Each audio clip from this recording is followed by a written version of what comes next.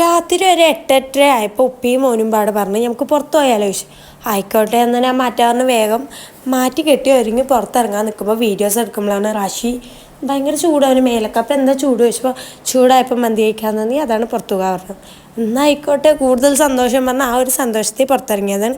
ഇതാണ് നമ്മുടെ എടക്കര. എന്താ തിരക്ക് കണ്ടില്ലേ? കഴിഞ്ഞ വീഡിയോയിൽ കാലിയായ എടക്കര കണ്ടില്ലേ? ഇതാണ് ഒറിജിനൽ എടക്കര. വാഴ പറഞ്ഞ മൂവി കാണാൻ വന്നു ഓൻ്റെ വിചാരം. എസ്മാളിൻ്റെ ഉള്ളിൽ ഒരു 2-3 മാസമായിട്ട് ഈ ഒരു ഷോപ്പ് ഓപ്പണാണ്. അടിപൊളി ഷോപ്പാട്ടെ. ഈ ഷോപ്പിനെ പറ്റി ഡീറ്റെയിൽ ആയിട്ടുള്ള ഒരു വീഡിയോ ഞാൻ ഇടുന്നുണ്ട്. ഈ ഷോപ്പിൽ എല്ലാം അവൈലബിൾ ആണ്. അപ്പോൾ നമ്മൾ കല്യാണം പ്രമാണിച്ച് നാത്തൂൻ്റെ മോൻ്റെ കല്യാണം പ്രമാണിച്ചിട്ട് നമ്മൾ കുറച്ച് സാധനങ്ങൾ വളമാല അങ്ങനെ മോതിരം അങ്ങനെ കുറച്ച് സാധനങ്ങളൊക്കെ മേടിക്കാൻ വന്നതാണ്.